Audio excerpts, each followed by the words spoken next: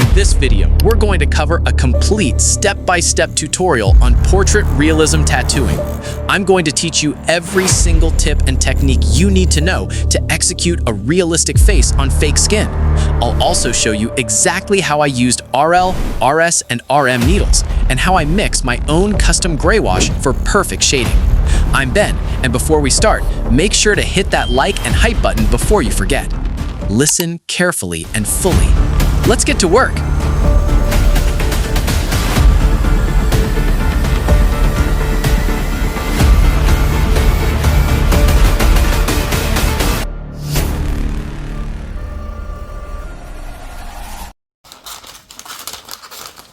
Alright, since I know you guys already know how to apply a stencil, I won't bore you with the basics. But man, look at that transfer. It's such a satisfying scene. So let's just enjoy this clean stencil for a second before we jump straight into the next step. Let's go!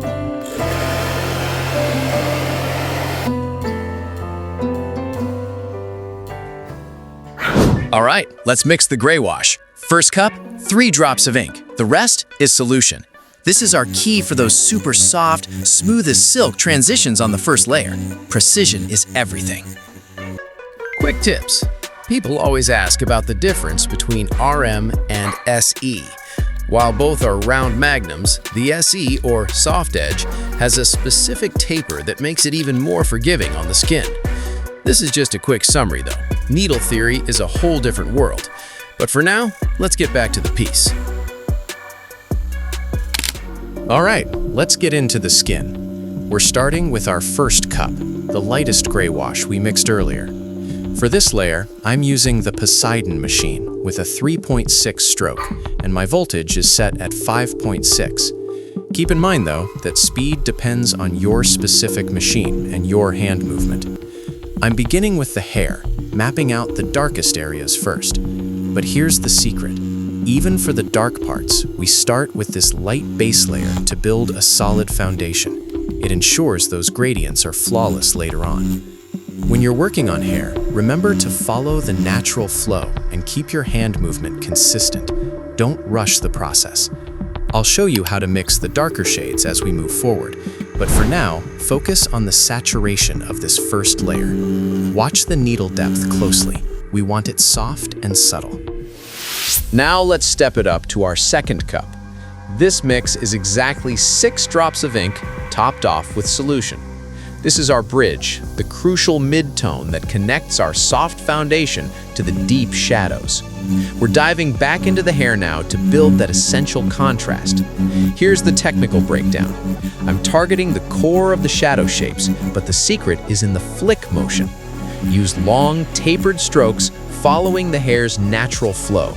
You want to start the stroke with the needle already moving and lift it off at the end.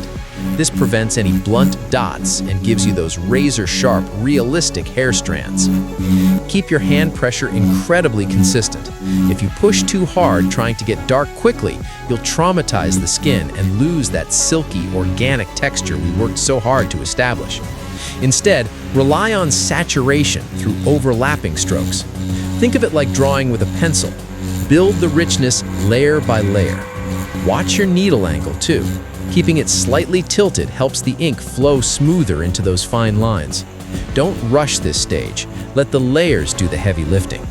Once those hair midtones start to pop against the highlights, we'll be ready for the next step, the third cup.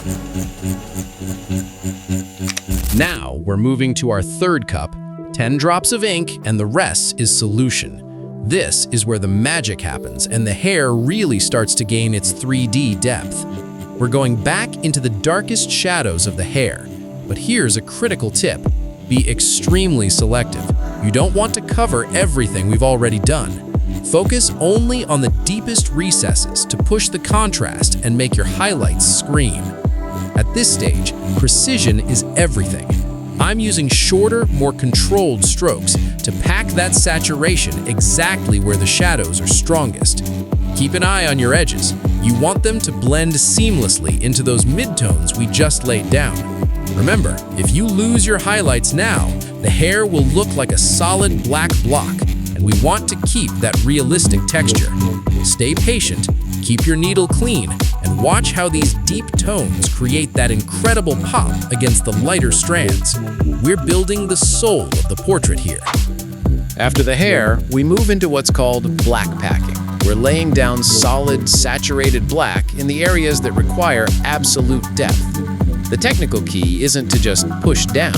You want to use small, controlled circular movements with very consistent, even hand pressure.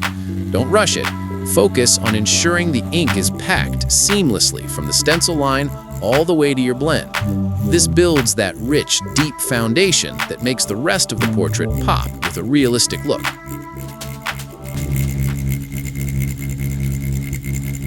For this next step, I've switched over to a 9-round Magnum to work on the jawline.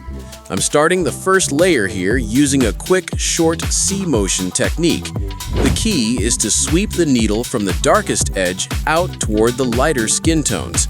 This pendulum-like movement creates a soft, tapered gradient that prevents any harsh edges. When you're defining the jawline, those short and fast strokes give you total control over the shading. It's all about building that subtle curve that gives the face its structure. Keep your hand light and let the needle do the work to ensure the transition is flawless. After that, I'm switching to a 9-round shader for the lips. We're using our first gray wash cup to map out the initial layer, the lip line, and the subtle shadows. For this area, I'm using a mix of small circular motions and soft stippling or whip strokes. The lips have a very delicate texture, so you don't want to overwork the skin. I'm focusing on defining the shape while keeping the transitions extremely soft. The round shader is perfect here because it allows me to get into those tighter spots and create a more organic, skin-like finish. Remember, the goal for the first layer is just to establish the form. We'll build the volume and richness later.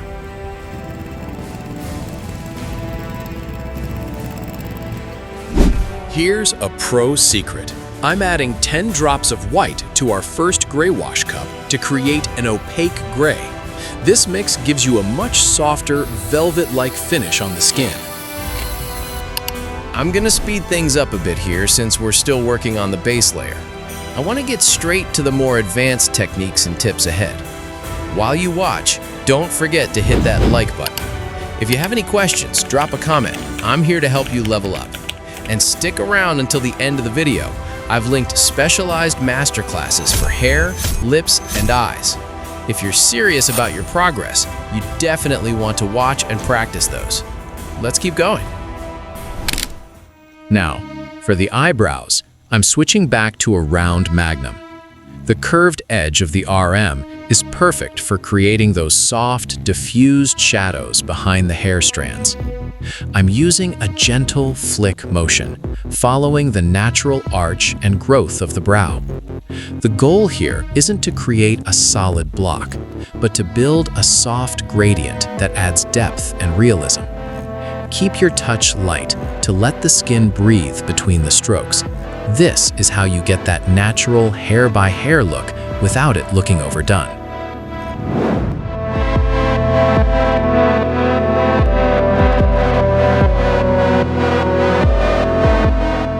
Now I'm using a 3RL for the initial eyeliner and the lashes. Here's a vital tip. Eyelashes are never just straight lines. To make them look real, you need to start with a slight downward curve and then flick it upward in a smooth motion. That down and up curve is what creates the natural sweep. After the lashes, I switch to an RS to build the depth of the eyeliner and the soft shadows around the eyes, including the crease of the eyelid. The RS is perfect here for creating those smooth, textured transitions in such a tight space. Remember, the eyes are where the portrait truly comes to life. I'm ramping up the video speed here to respect your time, but stay locked in because I'm going to break down the essential do's and don'ts of final soft shading. This is where the portrait gains its soul. First, let's talk about hand speed versus voltage. A major do is to find that perfect harmony. If your hand moves too fast for your machine's hit, you'll end up with pepper shading instead of a smooth gradient. You want a consistent, rhythmic flow. Another critical do is to always clean your needle and tube tip frequently. Even a tiny bit of dried ink can ruin a soft transition. Now for the don'ts. Never, and I mean never, start your stroke directly on a light area. Always start from your darkest point and whip out toward the light. If you drop the needle straight into a highlight, you'll leave a visible dot that's nearly impossible to hide. Also, don't use too much ointment during this stage.